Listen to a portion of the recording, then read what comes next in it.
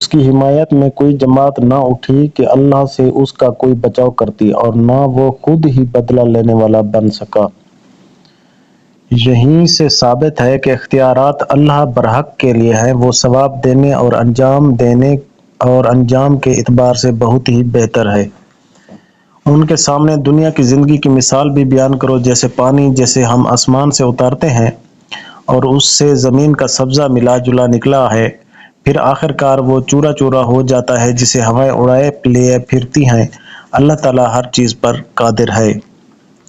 مال و اولاد تو دنیا ہی کی زینت ہے، اور ہاں البتہ باقی رہنے والی نیکیاں تیرے رب کے نزدیک اجر و ثواب اور آئندہ کی اچھی توقع کے بہت بہتر ہیں۔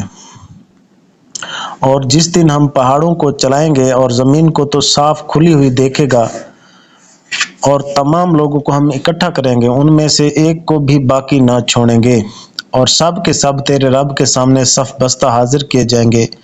یقیناً تم ہمارے پاس اسی طرح آئے جس طرح ہم نے تمہیں پہلی مرتبہ پیدا کیا تھا، لیکن تم تو اسی خیال میں رہے کہ ہم ہرگز تمہارے لیے کوئی وعدے کا وقت مقرر کریں گے بھی نہیں، اور نامہ اعمال سامنے رکھ دیے جائیں گے، پس تو دیکھے گا گناہگار اس کی تحریر سے خوف زدہ ہو رہے ہوں گے اور کہہ رہے ہوں گے، ہائے ہماری خرابی، یہ کیسی کتاب ہے جس نے کوئی چھوٹا بڑا بغیر گھیرے کے باقی ہی نہیں چھوڑا، اور جو کچھ انہوں نے کیا تھا سب موجود پائیں گے، اور تیرا رب کسی پہ ظلم و ستم نہ کرے گا۔ اور جب ہم نے فرشتوں کو حکم دیا کہ تم آدم کو سجدہ کرو تو ابلیس کے سوا سب نے سجدہ کیا۔ یہ جنوں میں سے تھا، اس نے اپنے پروردگار کی نافرمانی کی۔ کیا پھر بھی تم اسے اور اس کی اولاد کو مجھے چھوڑ کر اپنا دوست بنا رہے ہو، حالانکہ وہ تم سب کا دشمن ہے؟ ایسے ظالموں کا کیا ہی برا بدل ہے۔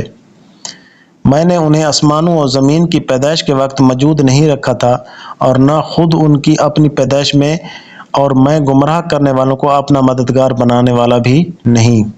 اور جس دن وہ فرمائے گا کہ تمہارے خیال میں جو میرے شریک تھے انہیں پکارو، یہ پکاریں گے لیکن ان میں سے کوئی بھی جواب نہ دے گا، ہم ان کے درمیان ہلاکت کا سامان کر دیں گے، اور گنہگار جہنم کو دیکھ کر سمجھ لیں گے کہ وہ اسی میں جھونکے جانے والے ہیں، لیکن اس سے بچنے کی جگہ نہ پائیں گے۔ ہم نے اس قرآن میں ہر طریقے سے تمام کی تمام مثالیں لوگوں کے لیے بیان کر دی ہیں، لیکن انسان سب سے زیادہ جھگڑالو ہے۔ لوگوں کے پاس ہدایت آ چکنے کے بعد انہیں ایمان لانے اور اپنے رب سے استغفار کرنے سے صرف اسی چیز نے روکا کہ اگلے لوگوں کا سا معاملہ انہیں بھی پیش آئے، یا ان کے سامنے کھلم کھلا عذاب موجود ہو جائے۔ ہم تو اپنے رسولوں کو صرف اس لیے بھیجتے ہیں کہ وہ خوشخبریاں سنا دیں اور ڈرا دیں۔ کافر لوگ باطل کے سہارے جھگڑتے ہیں اور چاہتے ہیں کہ اس سے حق کو لڑکھڑا دیں۔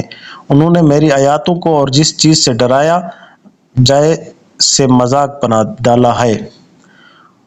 انہوں نے میری آیاتوں کو اور جس چیز سے ڈرایا جائے اسے مذاق بنا ڈالا ہے۔